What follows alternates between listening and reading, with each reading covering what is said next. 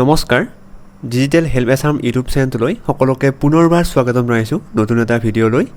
তো আপোনালোকে এই থাম্বনেইলখন দেখি গমেই পাইছে যে অসম চৰকাৰে এটা নতুন ভাল ঘোষণা কৰিছে আজি, অৰ্থাৎ আজি ডেটটো হৈছে আপোনাৰ 25 জুন তাৰিখে। তো 25 জুন তাৰিখে অসম চৰকাৰৰ কেবিনেটে এটা ডাঙৰ সিদ্ধান্ত লৈছে আৰু যথেষ্ট এটা ভাল সিদ্ধান্ত লৈছে যে 1250 টকাকৈ তেওঁলোকে 60 লাখ লোকক দিব।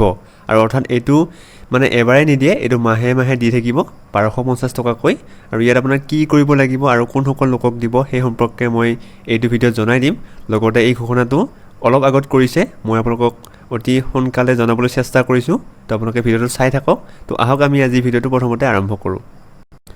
তো আপোনালোকে এই নটিছখন চাব পাৰে যে অসম চৰকাৰৰ কেবিনেটৰ নতুন সিদ্ধান্ত আজি হৈছে আপোনাৰ 25 জুন তাৰিখে। তো মই 25 জুন তাৰিখে ভিডিঅ'টো বনাই আছোঁ। তো আজিয়েই এই সিদ্ধান্তটো ইতিমধ্যে লোৱা হৈছে। তো কেইবাটাও গুৰুত্বপূৰ্ণ সিদ্ধান্ত লোৱা হৈছে আজি, কাৰণ আজি বৈঠকত মিলিত হৈছিলে অসমৰ মানে কেবিনেট মন্ত্ৰীসকল। চ' ইয়াত কেবিনেটৰ বহুতো আপোনাৰ নতুন নতুন কিছুমান নিয়ম বা নতুন নতুন কিছুমান ঘোষণা তেওঁলোকে সিদ্ধান্ত লৈছে।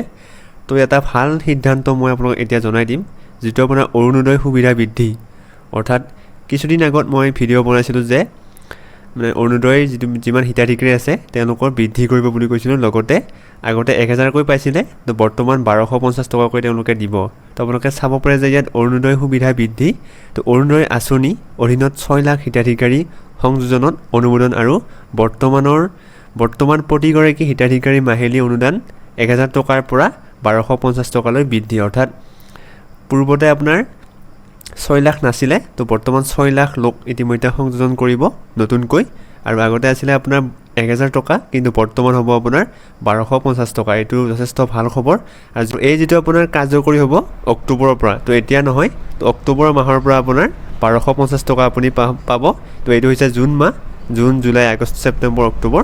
তো আপুনি এই মাজত 3 মাহমান ৰ'ব লাগিব। তাৰপিছত আপুনি অক্টোবৰৰ পৰা আপুনি 1250 টকা লাভ কৰিব। আৰু যিসকলৰ নেকি আগতে আপুনি লাভ কৰিছিলে 1000 টকা, তো আপোনালোকৰ নামটো কৰ্তন নহয়, তো আপোনালোকৰ 1000ৰ পৰিৱৰ্তে 1200 টকা আপুনি লাভ কৰিব। এইটো যথেষ্ট আজি ভাল খবৰ এটা, আপোনাৰ ভাল সিদ্ধান্ত এটা ল'লে অসম চৰকাৰে।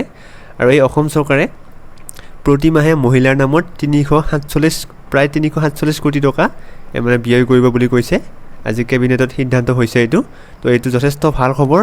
যদি আপোনালোকে অৰুণোদয় আগতে পাইছে তেতিয়াহ'লে যথেষ্ট ভাল খবৰ।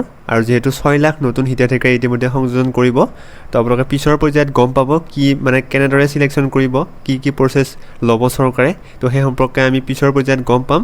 তো আপোনালোকে আমাৰ এইটো চেনেলৰ সৈতে জড়িত থাকিব। তো যেতিয়াই আপোনাৰ নামবোৰ সংযোজনৰ নিয়ম আহি যাব বা সংযোজনৰ মানে ডেট আহি যাব, তেতিয়াই মই আপোনালোকক জনাই দিম বোলে আপোনালোকে এনেকুৱাকৈ কৰিব লাগিব, অমুক তমুক তেনেকুৱা প্ৰচেছবোৰ আমি বুজাই দিম। তো আপোনালোকে আমাৰ চেনেলৰ সৈতে জড়িত থাকক। লগতে এইটো ভিডিঅ' শ্বেয়াৰ কৰি দিব সকলোকৈ। যথেষ্ট ভাল খবৰ বুলি ক'ব লাগিব অসমৰ মহিলাসকলৰ কাৰণে। তো আপোনালোকে এইটো ভিডিঅ' শ্বেয়াৰ কৰি দিব। ধন্যবাদ।